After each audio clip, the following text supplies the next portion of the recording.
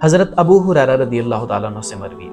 کہتے ہیں کہ اللہ کے رسول صلی اللہ علیہ وسلم نے میری ذمہ داری لگائی فطرانے کی حفاظت کی۔ تو رات کو کیا دیکھتا ہوں کہ ایک آدمی آیا اور غلے سے چلو بھر کر لینے لگا، تو میں نے اسے پکڑ لیا اور میں نے اسے کہا لأرفعنک الی رسول اللہ صلی اللہ علیہ وسلم، اللہ کی قسم میں تجھے اللہ کے رسول صلی اللہ علیہ وسلم کے پاس لے کر جاؤں گا۔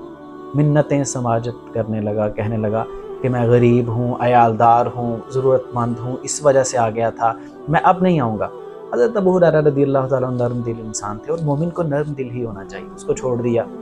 اس کی منتیں سماجتیں کرنے کے بعد۔ تو اللہ کے رسول صلی اللہ علیہ وسلم سے جب صبح ابو ہریرہ رضی اللہ تعالیٰ عنہ کی ملاقات ہوئی تو آپ فرمانے لگے کہ ابو ہریرہ سنا، کل رات تیرے پاس جو آیا تھا، جو تیرے پاس کل رات آیا تھا، اس کا کیا معاملہ، اس نے کیا کیا تیرے ساتھ؟ کہتے ہیں اللہ کے رسول وہ میرے پاس آیا، وہ چلو بھر کے لینے لگا، تو میں نے اسے پکڑ لیا اور کہا اللہ کے رسول صلی اللہ علیہ وسلم کی خدمت میں پیش کروں گا، لے جاؤں گا تجھے اور آپ کے سامنے پیش کروں گا۔ تو وہ منتیں سماجتیں کرنے لگا اور کہا، آپ نے فرمایا وہ جھوٹ بولتا تھا، وہ ضرورت مند نہیں تھا اور دیکھنا پھر آئے گا۔ ابو ہریرہ کہتے ہیں میں رات کو اللہ کے رسول صلی اللہ علیہ وآلہ وسلم کا فرمان تھا، تو میں نے دیکھا وہ شخص پھر آیا اور پھر چلو بھرنے لگا، میں نے اسے دوبارہ سے دبوچ لیا اور کہا اب تو میں تجھے اللہ کے رسول صلی اللہ علیہ وسلم کی خدمت میں ضرور لے کر جاؤں، پیش کروں گا۔ تو پھر منتیں سماجتیں کرنے لگا، ابو ہریرہ رضی اللہ تعالیٰ نے پھر چھوڑ دیا۔ تو آپ فرمانے لگے، جب اگلے دن آئے ابو ہریرہ سے ملاقات ہوئی تو ابو ہریرہ سے فرمانے لگے کہ دیکھنا وہ پھر آئے گا، وہ تیرے ساتھ جھوٹ بول رہا ہے، وہ ضرورت مند نہیں ہے۔ کہتے ہیں تیسری رات تو میں طاق میں بیٹھ گیا کہ جب آئے میں پکڑوں اور اسے اللہ کے رسول صلی اللہ علیہ وسلم کے پاس لے جاؤں۔ آیا، چلو برس کے اناج لینے لگا، غلہ لینے لگا، تو میں نے پکڑ لیا، میں نے کہا اب تو کسی صورت نہیں چھوٹ سکتا، یہ تو اب میں تجھے اللہ کے رسول صلی اللہ علیہ وسلم کے سامنے پیش ضرور کروں گا۔ تو کہنے لگا مجھے چھوڑ دے، میں تجھے کچھ ایسے کلمات سکھاتا ہوں جس کا تجھے بہت فائدہ ہوگا۔ تو یہ خیر کے متلاشی تھے، کہنے لگے ہاں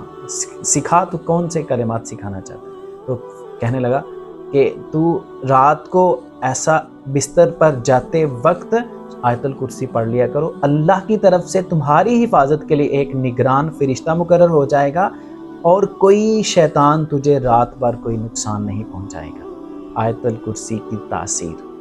کہتے ہیں میں اللہ کے رسول صلی اللہ علیہ وسلم کی خدمت میں حاضر ہوں، اسے تو جانے دیا نا، اللہ کے رسول صلی اللہ علیہ وسلم کی خدمت میں حاضر ہوا اور سارا واقعہ عرض کیا، تو آپ فرمانے لگے وہ جھوٹا تو ایک نمبر کا تھا لیکن تجھے سچی بات بتا کے گیا۔ اور پھر آپ فرمانے لگے کہ تو جانتا ہے 3 راتیں تیرا جس کے ساتھ مکالمہ ہوا ہے وہ کوئی عام انسان نہیں تھا، شیطان تھا۔